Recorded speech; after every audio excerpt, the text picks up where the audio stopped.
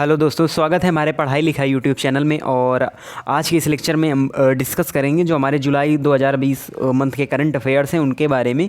तो ये weekly current affairs, इसका जो नेम है वो वीकली करंट अफेयर्स है, लेकिन इसमें जो करंट अफेयर्स है वो लगभग 10 दिनों कवर किया जाएगा। यानी 1 जुलाई से 10 जुलाई तक के जो इम्पोर्टेंट करंट अफेयर्स हैं, जो क्वेश्चंस हैं इंपॉर्टेंट करंट अफेयर्स के, उनको हम डिस्कस करेंगे। तो एक मंथ में 3 वीडियो इस चैनल में जो है अपलोड किए जाएंगे, जिसमें पहले में 1 जुलाई से 10 जुलाई तक का करंट अफेयर्स होगा, फिर 11 से 20 और फिर 21 से 30 जुलाई का। तो इस प्रकार से 3 लेक्चर में जो हमारा पूरा जुलाई मंथ का करंट अफेयर्स है वो कवर हो जाएगा। तो सबसे पहले हम देखते हैं पहला पार्ट, यानी 1 जुलाई से 10 जुलाई तक के जो इम्पोर्टेंट करंट अफेयर्स हैं उनके बारे में हम देखेंगे। 40+ क्वेश्चन है इस लेक्चर में, आप लास्ट तक ज़रूर देखिएगा इस लेक्चर को, बहुत ही अच्छी जानकारी आपको मिलेगी इसमें। तो चलिए शुरू करते हैं और देखते हैं सबसे पहले पहला क्वेश्चन। तो पहला क्वेश्चन क्या है, पीसी महालनोबिस राष्ट्रीय सांख्यिकी पुरस्कार 2020 से किसे सम्मानित किया गया है।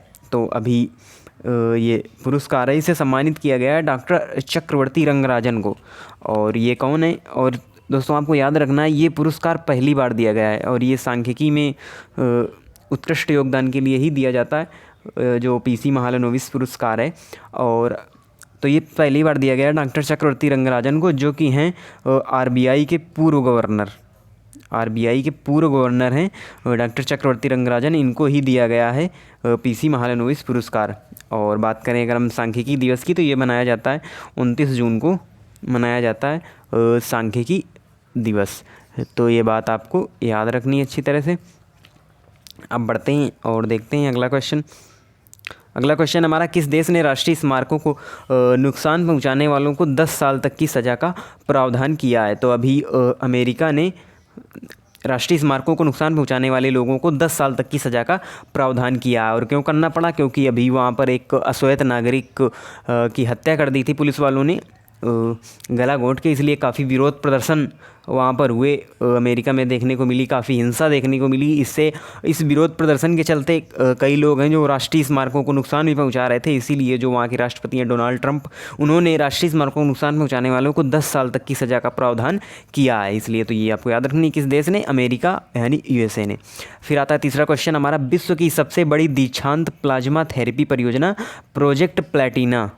तो जो प्रोजेक्ट प्लेटिना है वो किसने लॉन्च की है, यानी कहाँ शुरू की गई है? तो महाराष्ट्र राज्य में शुरू की गई है प्रोजेक्ट प्लेटिना, जो कि प्लाज्मा थेरेपी परियोजना है। और जो महाराष्ट्र की अन्य जो है उसमें मुफ्त स्वास्थ्य बीमा देने की घोषणा भी महाराष्ट्र सरकार द्वारा की गई है।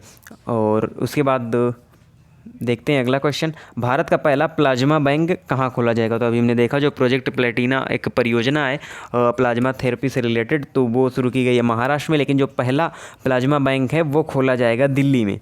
और सबसे पहले अरविंद केजरीवाल ने इसकी घोषणा की है कि ये प्लाज्मा बैंक दिल्ली में खोला जाएगा। और फिर इसके बाद दूसरा जो बैंक है वो असम में खोला जाएगा। तो ये बात आपको याद रखनी है। चलिए बढ़ते हैं आगे, यानी 5वें क्वेश्चन में, जो कि है the Yogini poems love and life नामक पुस्तक किसने लिखी है। तो अदिशा दास ने लिखी है the Yogini poems love and life नामक पुस्तक। और ये अदिशा दास कहाँ की हैं? तो ये हैं उड़ीसा की। चलिए बढ़ते हैं अगले क्वेश्चन की ओर, रेन वाटर हार्वेस्टिंग प्रोजेक्ट किस राज्य में स्थापित किया गया है। तो अभी जो वर्षा जल है उसके संचय के लिए रेन वाटर हार्वेस्टिंग प्रोजेक्ट शुरू किया गया है गुजरात के वडोदरा में। वडोदरा, जहाँ पर मुख्यालय भी है बैंक ऑफ बड़ौदा का, यानी बैंक ऑफ बड़ौदा का जो मुख्यालय है वो भी वडोदरा में है। और यहीं पर शुरू किया गया है रेन वाटर हार्वेस्टिंग प्रोजेक्ट। इसमें क्या होगा? तो इसमें 1000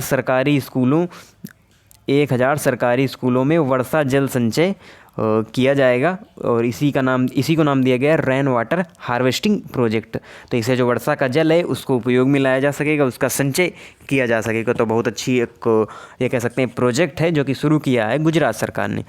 चलिए बढ़ते हैं आगे और देखते हैं, संगीता चानू को अर्जुन पुरस्कार से सम्मानित किया जाएगा, वह किस खेल से संबंधित है। तो वो भारोत्तोलन से संबंधित हैं संगीता चानू, इन्हीं को भी अर्जुन पुरस्कार से सम्मानित किया जाएगा। अर्जुन पुरस्कार क्या, खेल से रिलेटेड ये पुरस्कार होता है अर्जुन पुरस्कार, तो इसी से भी सम्मानित किया जाएगा संगीता चानू को। बढ़ते हैं अगले क्वेश्चन की ओर, यानी कि 8वां क्वेश्चन।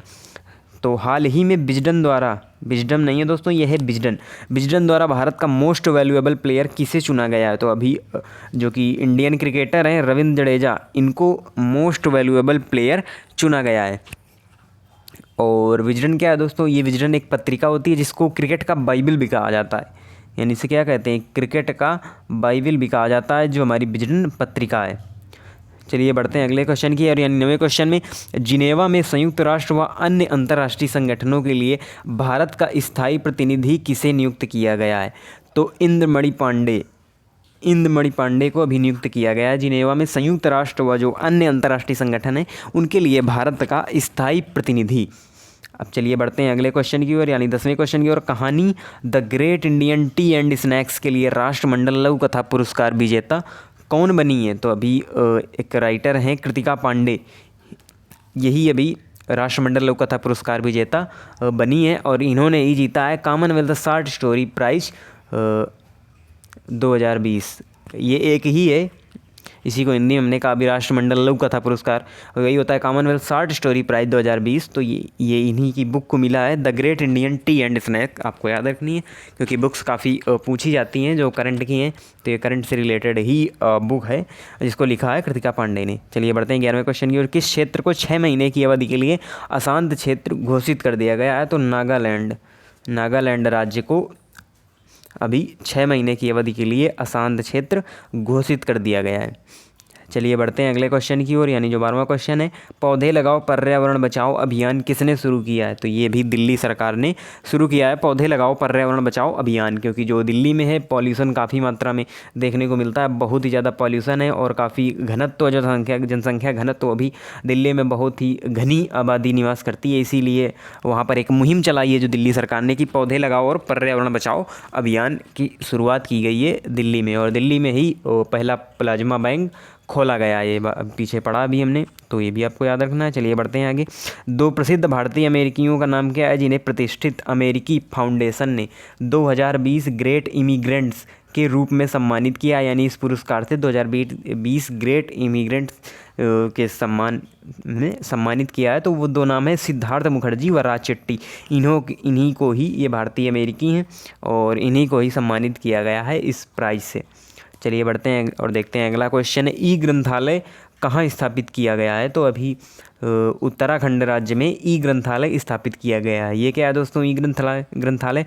तो जो सभी लाइब्रेरी, यानी जो सभी स्कूल कॉलेजों की जो लाइब्रेरी होंगी उत्तराखंड की, उन सभी लाइब्रेरी को एक साथ एक पोर्टल में ले आया जाएगा, यानी सभी को एक साथ कनेक्ट कर दिया जाएगा, जिससे अगर आप कोई भी बुक पढ़ना चाहते हैं तो आपको कहीं अलग अलग जगह नहीं, आप एक ही जगह ये जो सभी बुक हैं उनको प्राप्त कर सकते हैं। इसलिए जो सभी लाइब्रेरी हैं उनको एक साथ जोड़ दिया जाएगा, सभी लाइब्रेरी की बुक एक साथ आपको अवेलेबल हो जाएंगी। तो यही ई ग्रंथालय की शुरुआत की गई है उत्तराखंड में, और उत्तराखंड की अभी ग्रीष्मकालीन राजधानी बनी है गेरसैंड। तो ये भी आपको याद रखना है, करंट का क्वेश्चन है।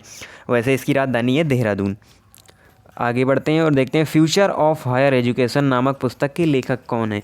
यानी हमारी जो भविष्य में शिक्षा होगी उसी से रिलेटेड एक बुक लिखी है वी पट्टाभी राम ने, जिसका अभी विमोचन किया है हमारे देश के उपराष्ट्रपति वेंकैया नायडू ने।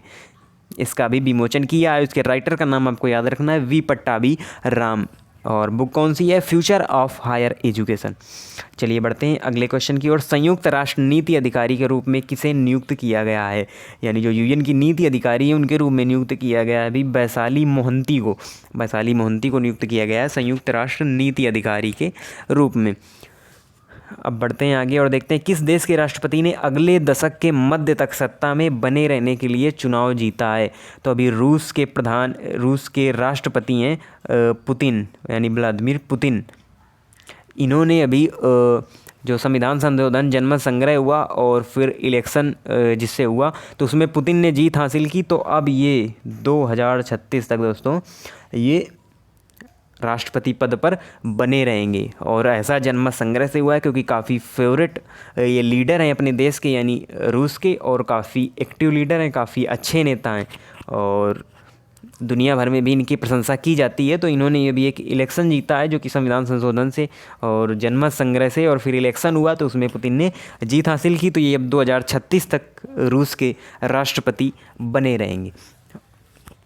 अब चलिए बढ़ते हैं अगले क्वेश्चन की ओर। दुनिया में ई कचरे का सबसे बड़ा उत्पादक देश कौन बना है? तो अभी चाइना दुनिया में ई कचरे का सबसे बड़ा उत्पादक देश बना है। और क्यों बना है दोस्तों? क्योंकि जो चीन में काफ़ी मात्रा में मोबाइल और जो पार्ट्स हैं, लैपटॉप पार्ट्स हैं, यहाँ मतलब हर एक जो इलेक्ट्रॉनिक पार्ट्स हैं वो बहुत ही बड़ी मात्रा में चीन में काफ़ी सारी कंपनियाँ हैं और काफ़ी मात्रा में बनाई भी जाती हैं। इसलिए ये जो पार्ट होते हैं तो इसी से ई कचरे का जो उत्पादन होता है, तो यही ई कचरा होता है। जो हमारा इलेक्ट्रॉनिक रिलेटेड जो कचरा होता है इसी को कहते हैं ई कचरा। तो इसी का सबसे बड़ा उत्पादक देश बन गया है चीन। और चीन में ही अभी हाई मैगलेव का सफल परीक्षण किया गया था और चीन ने ही अभी 2 सैटेलाइट भी स्पेस में भेजे हुए हैं। तो यह भी आपको याद रखना है। चलिए बढ़ते हैं आगे। आता है 19वां क्वेश्चन। आसपास नामक हेल्पलाइन किसने शुरू की है? तो अभी मध्य प्रदेश ने यानी एमपी ने शुरू की है आसपास नामक हेल्पलाइन। ये क्या है दोस्तों? तो ये सुसाइड से रोकने के लिए पुलिस द्वारा चलाई गई एक हेल्पलाइन है, क्योंकि जो मध्य प्रदेश में सुसाइड की जो दर है वो काफ़ी मात्रा में बढ़ रही थी, इसीलिए ये हेल्पलाइन आसपास शुरू की गई है। ऐसे युवा जो मतलब कोई भी अगर जो सुसाइड के लिए जो प्रेरित हो रहा है अंदर से, तो वो इस हेल्पलाइन पे कॉल करके मदद ले सकता है और सुसाइड से बच सकता है। इसीलिए ये शुरू की है हेल्पलाइन एमपी पुलिस ने। और मध्य प्रदेश से रिलेटेड कुछ योजनाएं हैं, उनको भी हमको याद रखना है। तो जीवन शक्ति, जीवन अमृत और संबल योजना, बहुत सारी योजनाएं दोस्तों मध्य प्रदेश सरकार ने लागू की। हम सभी आपको क्रम से बता रहे हैं, तो आप याद रखिएगा। जीवन शक्ति, जीवन अमृत और संबल योजना, योद्धा कल्याण चरण पादुका योजना और FIR आपके द्वार योजना, किल कोरोना योजना अभी चलाई गई थी एमपी सरकार के द्वारा, और हमारा घर हमारा विद्यालय अभियान। तो बहुत सारी ये जो योजनाएं हैं वो चलाई गई हैं एमपी सरकार के द्वारा। और एमपी के जो मुख्यमंत्री हैं शिवराज सिंह चौहान है, और एमपी की जो राजधानी है वो है भोपाल। चलिए अब बढ़ते हैं अगले क्वेश्चन की ओर। किस IIT के शोधकर्ताओं ने कीटाणु शोधन बॉक्स यूनिसविर विकसित किया है? तो अभी IIT रुड़की ने एक कीटाणु शोधन बॉक्स यूनिसविर विकसित किया है। चलिए बढ़ते हैं अगले क्वेश्चन की ओर। हाल ही में किसने पहनने योग्य पेडेंट का आविष्कार किया है? तो नासा, जो कि USA की स्पेस एजेंसी है, नासा उसी ने अभी आविष्कार किया है एक पहनने योग्य पेडेंट का। पेडेंट क्या होता है दोस्तों? अभी हम आपको बता रहे हैं। तो पेडेंट ऐसा एक गले में पहनने का यंत्र होता है, यानी उसको गले में पहना जाता है। जैसे आप लॉकेट वगैरह पहनते हैं तो यही होता है पेडेंट। ये गले में पहनने का होता है। अगर गर्दन के ऊपर आप हाथ टच करेंगे, ये बेसिकली कोविड-19 से बचाने के लिए एक बनाया हुआ है नासा ने। कोविड-19 से जो आपको बचाएगा, अगर गर्दन के ऊपर हाथ आप टच करेंगे तो ये वाइब्रेट करने लगेगा, यानी जो पेडेंट होगा ये वाइब्रेट करने लगेगा। तो ये आपको अवेयर करेगा कि जो आपको इन्फेक्शन है वो फैलने से भी ये रोकेगा कि आप हाथ जो है अपने गर्दन के ऊपर ना लगाएं चेहरे में, जिससे इन्फेक्शन से आप बच सकें। तो ये बहुत ही उपयोगी का आविष्कार किया है पहनने योग्य पेडेंट का नासा ने। चलिए बढ़ते हैं आगे। इंतज़ार आपका अभियान सोशल मीडिया प्लेटफॉर्म किस प्रदेश ने लॉन्च किया है? तो अभी मध्य प्रदेश सरकार ने लॉन्च किया है इंतज़ार आपका। और इसमें क्या होगा दोस्तों, क्योंकि लॉकडाउन के चलते काफ़ी जो नुकसान भी झेलना पड़ा सभी सरकारों को और एमपी सरकार को भी, तो एमपी सरकार ने एक सोशल मीडिया प्लेटफॉर्म पर ये अभियान चलाया है इंतज़ार आपका। ये टूरिज्म से रिलेटेड होगा। इसमें जो टूरिस्ट प्लेस हैं एमपी के, उनके बारे में काफ़ी विशेषताएं बताई जाएंगी और आकर्षित किया जाएगा टूरिस्ट को कि आप यहाँ आएँ, जिससे कि पर्यटन के क्षेत्र में काफ़ी जो रेवेन्यू है सरकार का, जो कमाई है वो हो सके। और एक इसीलिए इस अभियान को सोशल मीडिया प्लेटफॉर्म पर चलाया है एमपी सरकार ने। और एमपी सरकार की जो योजनाएं अभी पीछे हमने बताई और हम बार बार आपको बता रहे हैं, जिससे आपको ये याद बना रहे।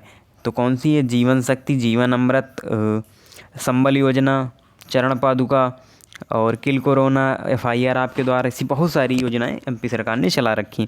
चलिए बढ़ते हैं आगे। Overdraft saving the Indian saver नामक पुस्तक किसने लिखी है? तो उर्जित पटेल, जो कि RBI के गवर्नर भी रह चुके हैं। उर्जित पटेल, उन्हीं के द्वारा लिखी गई है। NPA से रिलेटेड ये बुक है, यानी NPA का टर्म होता है बैंकिंग के क्षेत्र में, तो उसी से रिलेटेड है overdraft saving the Indian saver नामक पुस्तक। तो ये लिखी गई है उर्जित पटेल के द्वारा। चलिए बढ़ते हैं आगे। हाल ही में वार्षिक मछली उत्पादन में कौन सा राज्य शीर्ष पर रहा है? तो तमिलनाडु अभी 2019 की जो ये वार्षिक मछली उत्पादन की जो लिस्ट आई है उसमें सबसे शीर्ष में रहा है तमिलनाडु। और तमिलनाडु के विषय में आपको याद रखना है, तमिलनाडु जो है और यहीं पर स्थित है तमिलनाडु पोर्ट, और यहीं पर स्थित है चेन्नई पोर्ट, और यहीं पर स्थित है एन्नौर पोर्ट, जो तमिलनाडु में 3 मुख्य बंदरगाह आपको देखने को मिलेंगे, तो वो सब यहीं पर स्थित हैं। चलिए बढ़ते हैं आगे। द डायना अवार्ड 2020 किसने जीता है? तो ये द डायना अवार्ड जीता है अभी फ्रिया ठकराल ने, जो कि दिल्ली की हैं, और इन्होंने एक ऐप बनाया है जो कि रिलेटेड है सफाई कर्मियों से रिलेटेड एक ऐप इन्होंने बनाया है फ्रिया ठकराल ने, इसीलिए इनको द डायना अवार्ड 2020 से सम्मानित किया गया है। द डायना अवार्ड 2020 इन्होंने जीता है।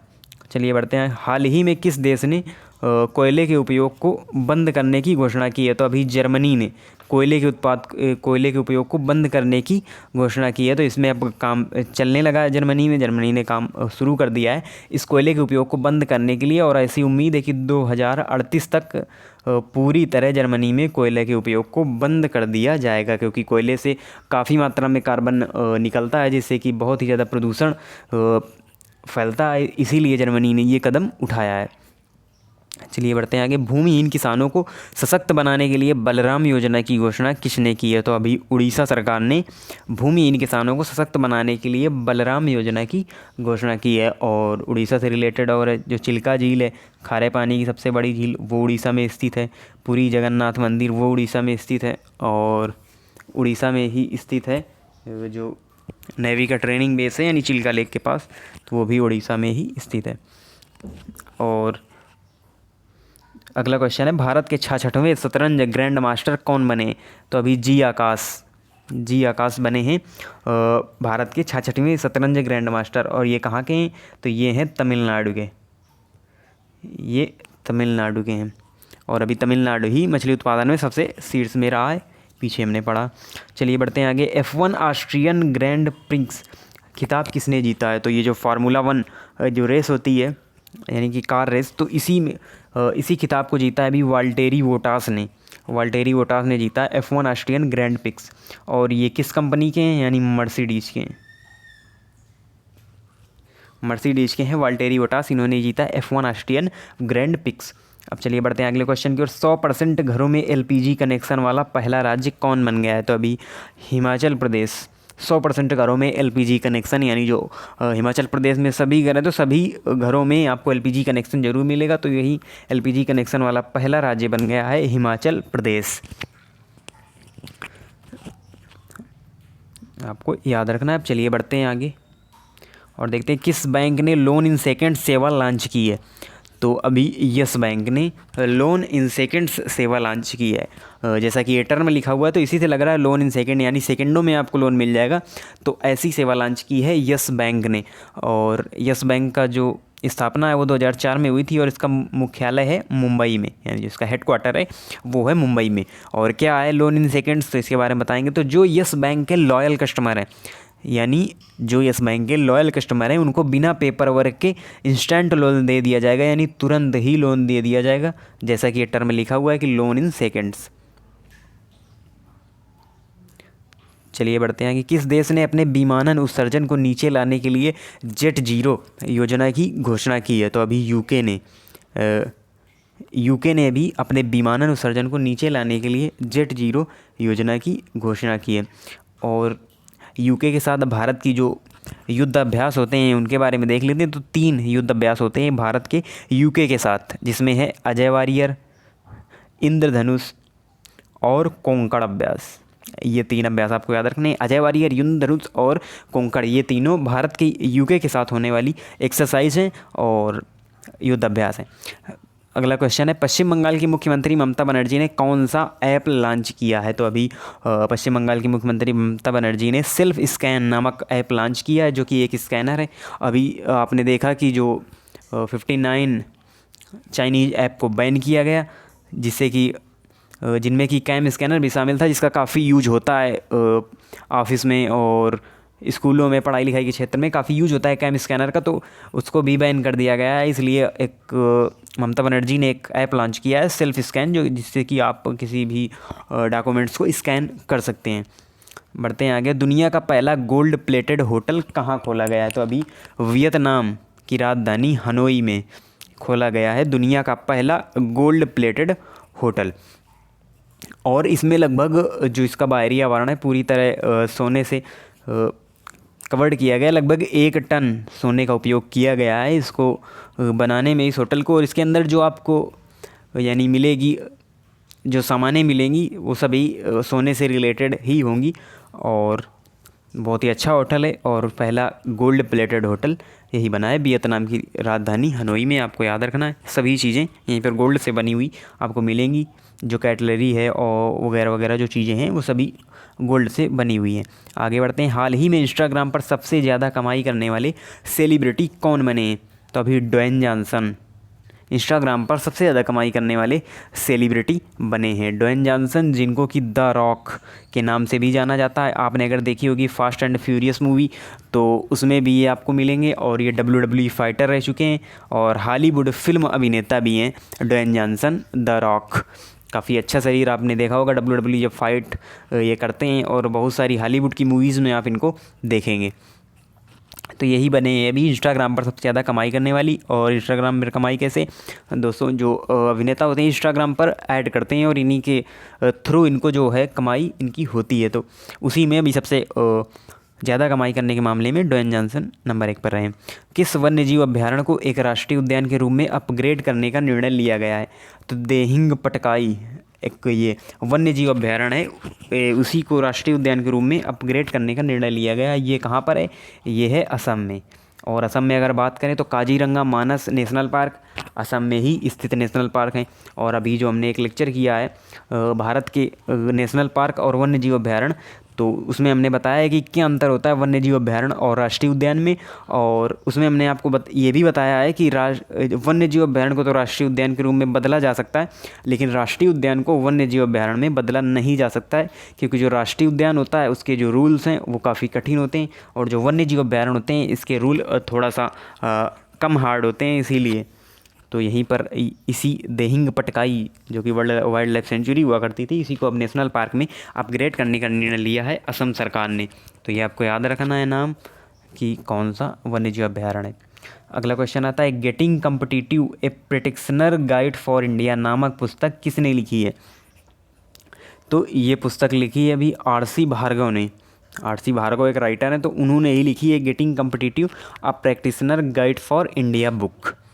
आगे बढ़ते हैं। कौन सा देश चेचक से मुक्त घोषित किया गया है? कौन सा देश चेचक से मुक्त घोषित किया गया है? तो अभी मालदीव व श्रीलंका चेचक से मुक्त घोषित किया, यानी WHO ने अभी इन 2 देशों को चेचक से मुक्त घोषित कर दिया है। WHO का फुल फॉर्म क्या होता है? World Health Organization. और इसी से अभी अलग होने की घोषणा की। अभी हम आगे क्वेश्चन भी पढ़ेंगे। अमेरिका ने, ये देखिए दोस्तों, किस देश में आधिकारिक रूप से WHO से अलग होने का निर्णय किया है?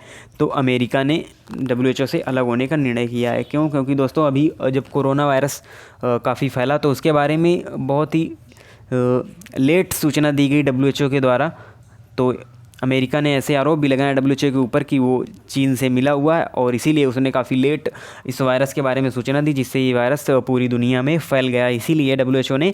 इसीलिए अमेरिका ने WHO से अलग होने का निर्णय लिया है। और ओपन स्काई ट्रीटी से भी बाहर होने की घोषणा, अपने को बाहर करने की घोषणा कर ली है अमेरिका ने। चलिए बढ़ते हैं आगे। वेंकैया नायडू ने कौन सा सुपर ऐप लॉन्च किया है?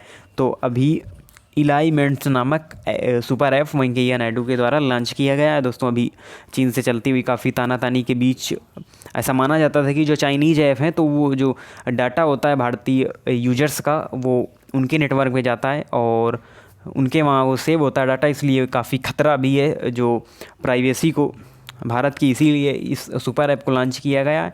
और इसके द्वारा जो आप जो यूज करेंगे कोई भी ऐप, तो उसका सारा डाटा भारत में ही संग्रहित किया जाएगा और आपकी अनुमति के बिना थर्ड पार्टी को ये डाटा नहीं दिया जाएगा। तो इसीलिए ये सुपर ऐप लॉन्च किया है अभी वेंकैया नायडू ने। चलिए बढ़ते हैं अगले क्वेश्चन की ओर। सॉलिसिटर जनरल ऑफ इंडिया कौन बने? तो तुषार मेहता, जो कि वर्तमान में सॉलिसिटर जनरल ऑफ इंडिया है। तो इनका नाम इसलिए इम्पोर्टेंट है क्योंकि इनका जो कार्यकाल है वो 3 साल बढ़ा दिया गया है। कोविड-19 के चलते जो काफ़ी आप जो कई सारे पद देखेंगे तो सभी का कार्यकाल कहीं ना कहीं 1 साल, 2 साल, 3 साल बढ़ा दिया गया है। तो उसी में ये भी शामिल है कि सॉलिसिटर जनरल ऑफ इंडिया है तुषार मेहता, इनका भी कार्यकाल 3 साल के लिए बढ़ा दिया गया है। तो दोस्तों इस प्रकार से हमने देखा 40+ क्वेश्चन हमने डिस्कस किए जो कि जुलाई मंथ से, और ये सभी क्वेश्चन 1 जुलाई से 10 जुलाई के बीच के इम्पोर्टेंट करंट अफेयर्स हैं। तो आशा करता हूँ आपको बहुत ही अच्छी तरह से समझ में आया होगा और बहुत ही अच्छा लगा भी होगा ये लेक्चर। और हम इसका जो अगला पार्ट है यानी जो 11 जुलाई से 20 जुलाई तक के इम्पोर्टेंट करंट अफेयर्स होंगे, तो वो वीडियो आपको 21 जुलाई को अपने निश्चित समय पर आपको प्राप्त हो जाएगा, यानी इस चैनल में अपलोड कर दिया जाएगा। तो आप इसी तरह हमारे चैनल से जुड़े रहिए और हमारे चैनल को सपोर्ट भी कीजिए और अपना ज्ञान बढ़ाते रहिए। धन्यवाद।